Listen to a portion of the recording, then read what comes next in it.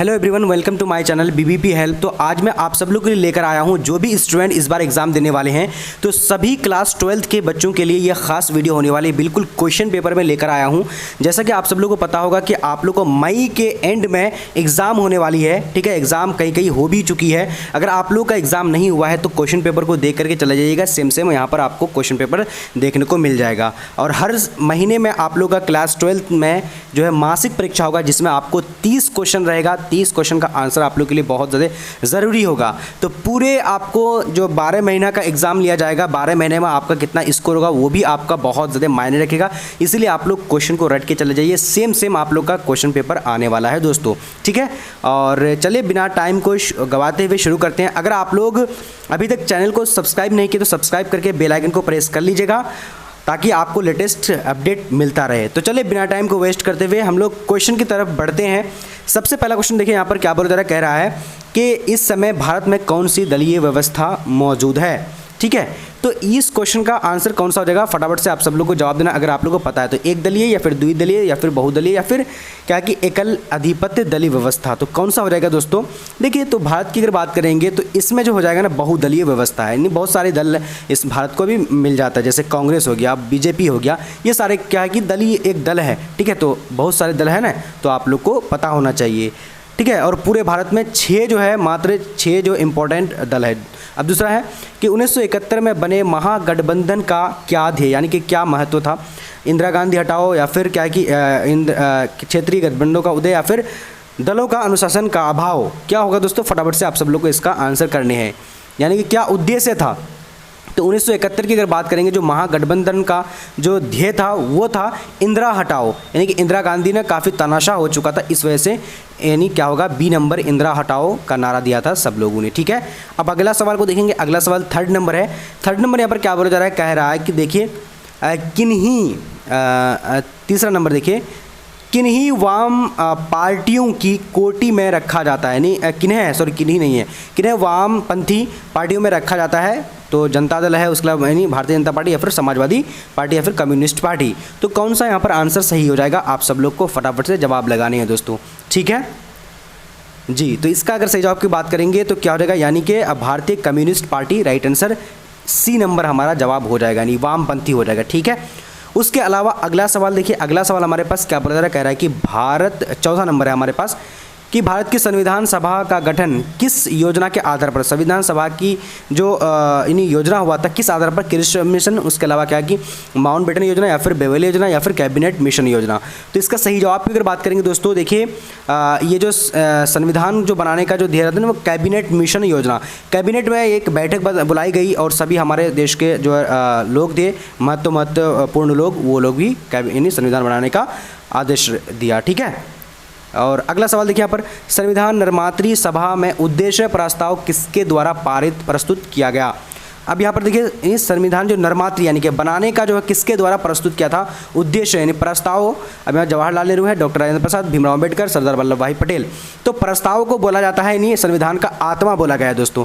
तो इसका सही जवाब की अगर बात करेंगे तो भीमराव अम्बेडकर जवाहरलाल नेहरू हो जाएगा, ठीक है। ए नंबर होगा, 1946 में प्रस्ताव रखा था दोस्तों, ठीक है। चलिए अब अगला सवाल को देखेंगे। अगला सवाल हमारे पास 7 नंबर है। इसमें ना संविधान जो प्रस्ताव रखा था दोस्तों कि 1946 के बाद जो बनना शुरू हुआ था, ठीक है। अब देखिए क्या बोला जा रहा है, कह रहा है कि संविधान निर्मात्री सभा में प्रारूप समिति के अध्यक्ष कौन थे। तो प्रारूप समिति यानी कि पूर्ण रूप से जो है अध्यक्ष कौन बने, ठीक है। तो हालांकि सच्चिदानंद सिन्हा वो अपूर्ण थे, ठीक है। अब यहाँ पर देखिए कि डॉक्टर राजेंद्र प्रसाद या फिर मौलाना अबुल कलाम आज़ाद या फिर एन राव या फिर क्या कि डॉक्टर अंबेडकर। तो पूर्ण अगर बात करेंगे प्रारूप समिति के अध्यक्ष की अगर बात करेंगे तो ये हो जाएगा हमारा भीमराव अंबेडकर। और अगर प्रारूप समिति का बोला जाएगा तब, वरना आपको सच्चिदानंद सिन्हा बुरे आदमी थे, इसीलिए ना उन लोग को आज़ादी से पहले बिना वोटिंग किए हुए उसको बना दिया गया था सच्चिदानंद सिन्हा को, और वोटिंग करके किसको बनाया गया था, भीमराव अंबेडकर को, है ना। उसके अलावा अगला देखिए, किसने संपूर्ण क्रांति का आह्वान किया था, यानी कि संपूर्ण क्रांति किसने नारा दिया था। जयप्रकाश नारायण, चौधरी रहमत अली, उसके चौधरी चरण सिंह या फिर इंदिरा गांधी या फिर मोरारजी देसाई। तो देखिए चौधरी क्या होगा, sorry Jayaprakash Narayan, right answer B number होगा जाएगा, है ना।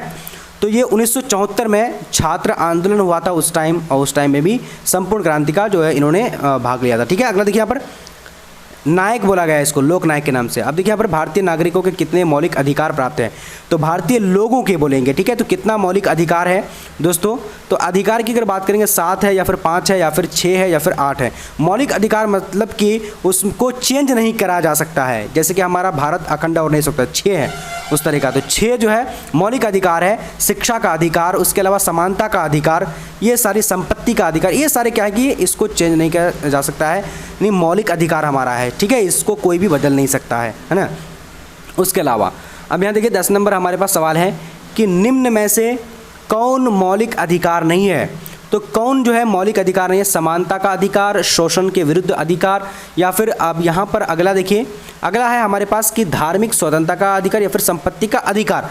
तो देखिए ये ना सॉरी मैं अभी उस टाइम बताया था संपत्ति का अधिकार, तो संपत्ति का अधिकार नहीं, मौलिक अधिकार नहीं है ये मौलिक अधिकार से हटा दिया गया है, पहले था इसका, ठीक है, लेकिन अब हटा दिया गया है दोस्तों, है ना। इसीलिए हमारा राइट आंसर डी नंबर हो जाएगा, मौलिक अधिकार। बाकी धार्मिक स्वतंत्रता का संग्राम, समानता, ये ठीक है।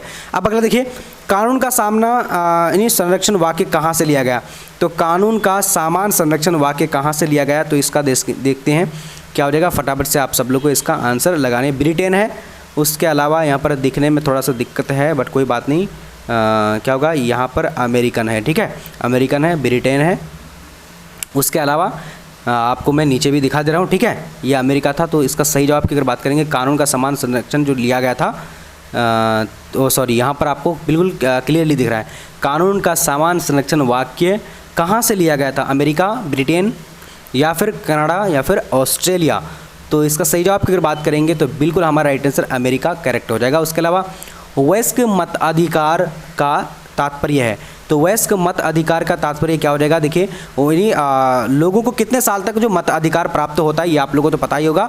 अभी की अगर बात करेंगे तो 18 वर्ष में जो लोग क्या करते हैं, मत का अधिकार दे सकते हैं। तो यहाँ पर देखिए 18 वर्ष, तो सबसे पहला ही आंसर यहाँ पर हमारा सही होगा दोस्तों। 18 वर्ष का जो भी आदमी हो जाता है, चाहे वो ये लड़का हो या लड़की हो, तो उसको क्या करा जाता है कि उसको जो है यानी ये दे दिया जाता, अधिकार दे दिया जाता कि आप जो है नहीं क्या कर सकते हो कि वोट दे सकते हो। आजकल तो पहले पहचान पत्र बना जाता था, लेकिन अभी आपको तो दे दिया जाता है। जैसे प्रतिनिधि लोकतंत्र का आधार, प्रतिनिधि लोकतंत्र का आधार क्या है, अब यहाँ पर देखें, स्वतंत्र न्यायपालिका, उसके अलावा सशक्त कार्यपालिका, उसके अलावा यहाँ पर लोकसभा, उसके अलावा मत क्या कि वयस्क मत अधिकार। तो क्या हो जाएगा, तो प्रतिनिधि लोकतंत्र का आधार अगर बात करेंगे तो लोकसभा हो जाएगा, लोकसभा से ही सरकार चुनी जाती है, ठीक है, ये आप लोगों को पता होना चाहिए। अब यहाँ पर देखिए प्रतिनिधि सरकार का मुख्य विशेषता है, तो प्रतिनिधि सरकार की मुख्य विशेषता के उत्तरदायी सरकार है, उसके अलावा क्या कि संघात्मक सरकार, उसके अलावा क्या कि अक्षात्मक सरकार। तो सही जवाब की अगर बात करते हैं दोस्तों, तो बिल्कुल हमारा यहाँ जो करेक्ट आंसर हो जाएगा जी, तो इसका राइट आंसर बी नंबर हो जाएगा, संघात्मक सरकार हो जाएगा, ठीक है। प्रतिनिधि सरकार का मुख्य जो है संघात्मक हो जाएगा, है ना। उसके अलावा अगला सवाल यहाँ पर है कि मुख्य चुनाव आयुक्त तथा एवं चुनाव आयुक्त की नियुक्ति किसके द्वारा की जाती है, तो प्रधानमंत्री, राष्ट्रपति, उसके अलावा क्या कि वित्त मंत्री या फिर लोकसभा अध्यक्ष। तो इसका सही जवाब की अगर बात करें, मुख्य चुनाव आयुक्त अन्य आयुक्तों की नियुक्ति जो की जाती है दोस्तों, तो बिल्कुल हमारा यहाँ पर सही जवाब की अगर बात करते हैं तो क्या हो जाएगा, इसका लोकसभा के अध्यक्ष नहीं राष्ट्रपति चुनता है, ठीक है, ए नंबर हमारा सही जवाब हो जाएगा। उसके अलावा अगला सवाल यहाँ पर देखते हैं, अगला सवाल 16 नंबर है कि मुख्य चुनाव आयुक्त का कार्यकाल कितना होता है। तो मुख्य चुनाव आयुक्त का कार्यकाल की अगर बात करते हैं तो बिल्कुल हमारा सही जवाब क्या कि 5 वर्ष, 65 वर्ष आयु तक, तो सही जवाब 6 वर्ष से 65 वर्ष तक की आयु जो भी पहले हो तो उसी को चुना जाता है दोस्तों। यानी मुख्य चुनाव आयुक्त का कार्यकाल जो होता है नहीं 6 वर्ष से 65 वर्ष तक हो सकता है ना जी, बिल्कुल बी नंबर। उसके अलावा अगला सवाल है कि भारत के प्रधानमंत्री, तो भारत के प्रधानमंत्री कौन थे, तो आपके यहाँ पर करते हैं नियुक्त होते हैं या फिर निर्वाचित होते हैं या फिर मनोनीत होते हैं या फिर कोई नहीं। तो देखिए आप भारत का प्रधानमंत्री की अगर बात करेंगे तो दोस्तों ये आप सब लोगों को पता होगा कि नियुक्त किया जाता है, क्या किया जाता है, नियुक्त किया जाता है, जिसके ज़्यादा जो एमपी के वोटिंग होते हैं, ठीक है, सॉरी सीट होता है, तो वो ज़्यादा किसी को भी चुन सकता है दोस्तों, है ना। उसके अलावा भारत के संविधान के किस अनुच्छेद के अधीन भारत के राष्ट्रपति पर महाभियोग चलाया जा सकता है। महाभियोग का मतलब होता है कि उसको जो है यानी निकाला जा सकता है, या फिर वो अच्छा नहीं है तो नहीं बोलेंगे कि जो है उसको निकाल दिया जाए, तो वो महाभियोग बोला जाता है संविधान के अनुसार, ठीक है। तो सही जवाब की अगर बात करेंगे तो हमारे यहाँ पर क्या कि देखो दोबारा से यहाँ पर अनुच्छेद 356, अनुच्छेद 75 या फिर अनुच्छेद 76, अनुच्छेद 61। तो देखिए महाभियोग हम किसके तहत चलाया जा सकते हैं, क्योंकि देखिए कोई भी राष्ट्रपति पर जो है महाभियोग लगा सकते हैं कि ये अच्छा काम नहीं कर रहा है, इसे कर रहा है, तो अनुच्छेद 61 में वो बात लिखी हुई है, उसको महाभियोग चला करके निकाला जा सकता है। चलिए जल्दी जल्दी आप लोग चैनल को सब्सक्राइब कर लीजिए अगर आप लोग चाहते हैं 2025 की कंप्लीट तैयारी करने के लिए, ठीक है। इसमें आप लोगों को ऑल सब्जेक्ट जो पढ़ाया जाएगा, जिसमें आपको क्लियरली एकदम शानदार तरीके से सब कुछ दिया जाएगा दोस्तों, ठीक है। चलिए अब देखिए यहाँ पर अगला सवाल है हमारे पास कि भारत में राष्ट्रपति की स्थिति है, तो भारत में राष्ट्रपति की क्या स्थिति है। अमेरिका उसके अलावा यहाँ पर देखिए गवर्नर जनरल के समान, या फिर ब्रिटिश महारानी के समान, या फिर पूर्व सोवियत संघ के राष्ट्रपति के समान।